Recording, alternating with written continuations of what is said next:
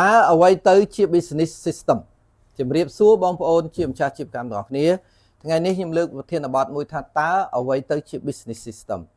អញ្ចឹងខ្ញុំនិយាយពីពាក្យពីរស្អីទៅ business ស្អីទៅ system ពាក្យថា business គេនិយាយផ្នែកទាំង4 marketing finance operation និង HR អាហ្នឹងគេនិយាយថា business អញ្ចឹង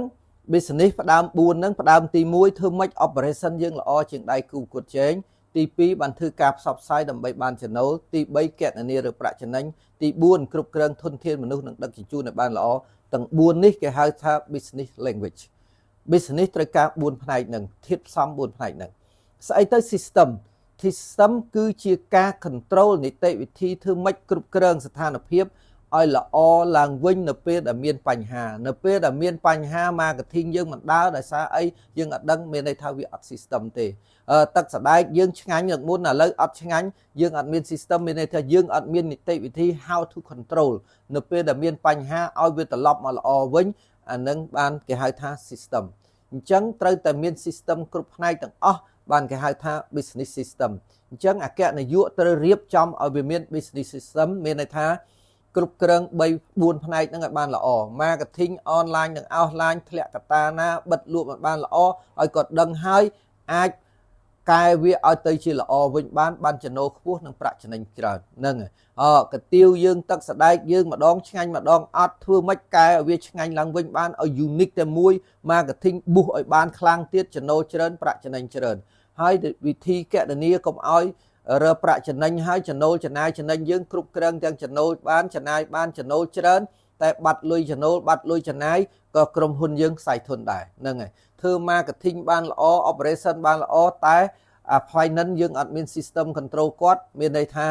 ធ្វើឲ្យយើងបាត់ចំណូលនិងបាត់ចំណាយរបស់យើងធ្វើឲ្យចំណេញយើងថយចុះនិងអាចខ្សែធនបាទហើយផ្នែក HR និងធនធានមនុស្សគ្រប់គ្រងផ្នែកដឹកជញ្ជូនល្អមិនល្អធ្វើម៉េចឲ្យវាទឹកដៃតែមួយបើមានបញ្ហាយើងកែបាន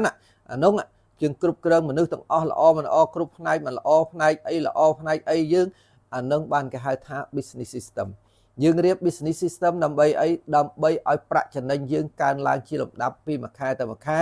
return on investment ពីមួយឆ្នាំទៅមួយឆ្នាំកើនហើយគេចាប់ផ្ដើមពង្រីកហើយនឹងពង្រឹងទៀតមានន័យថាការធ្វើនឹងត្រូវអញ្ចឹង business system មានន័យថា control business គ្រប់ផ្នែកទាំងអស់ទាំង marketing ទាំង finance ទាំង operation និង HR ទាំង4នេះបានល្អប្រាក់ចំណេញយើងគឺកើនខ្ពស់តាមផែនការកំណត់របស់ក្រុមហ៊ុនហើយអញ្ចឹងហើយដែលគេត្រូវការរៀបឲ្យវាមាន business system ហ្នឹងអានឹងគេបំលែងពីលក្ខណៈគ្រួសារទៅស្តង់ដារកន្លែងហ្នឹងយើងលក្ខណៈគ្រួសារអត់មានការគ្រប់គ្រងផ្នែក finance operation ទេម្ដងល្អម្ដងអត់មានអញ្ចឹងលក្ខណៈស្តង់ដារគេមានទាំង4ហ្នឹងឯងតោះយើងមើលថា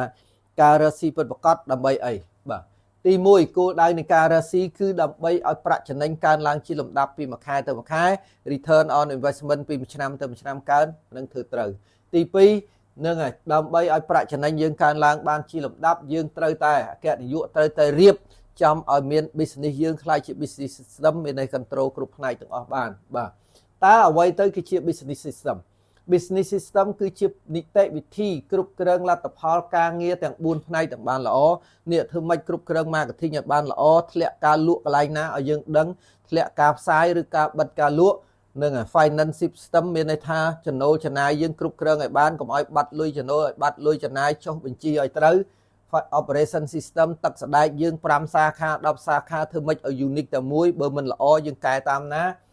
HR នឹងការធនធានមនុស្សហើយនឹងការរដ្ឋបាលយើងដឹកជញ្ជូនតន់អត់គ្រប់គ្រងមនុស្សគ្រប់ផ្នែកទាំងអស់ល្អមិនល្អយើងកែបាននឹងហើយដែលធ្វើឲ្យប្រាក់ចំណេញយើងកើនបានបាទចឹងអគ្គនាយកត្រូវតែគ្រប់គ្រង marketing ឲ្យបាន 60% លទ្ធផល operation 20 ទៀតដើម្បីចំណូលយើងកើនហើយទី5អគ្គនាយកត្រូវតែគ្រប់គ្រង4ផ្នែកនិងចំណាយ4ផ្នែកឲ្យបានល្អទៀត 20% ទៀតទើបឲ្យប្រាក់ចំណេញយើងកើនបាន 100% អញ្ចឹងនាយកមើលលើចំណូលឲ្យបាន 80% ចំណាយ 20% ចំណេញយើងគ្រប់ 100% អញ្ចឹង KPI អគ្គនាយកគឺមើលលទ្ធផលគាត់ធ្វើម៉េចប្រាក់ចំណេញឲ្យគ្រប់នឹងផែនការកំណត់មួយខែមានន័យថាអគ្គនាយកល្អហើយអញ្ចឹងហើយដែលគាត់ខំរៀប business system ហ្នឹងដើម្បីឲ្យប្រាក់ចំណេញនឹងគ្រប់នឹងលើសផែនការកំណត់របស់ក្រុមហ៊ុនបាទអរគុណច្រើនបងប្អូនជាម្ចាស់អាជីវកម្មដែលបានចូលរួមទស្សនាបងប្អូនចង់បានវីដេអូថ្មីខ្ញុំមាន page មាន TikTok មាន YouTube ឈ្មោះអំណៅទៀនជួយ like ជួយ Subscribe បានជាប្រយោជន៍ទាំងអស់គ្នាបាទអរគុណច្រើន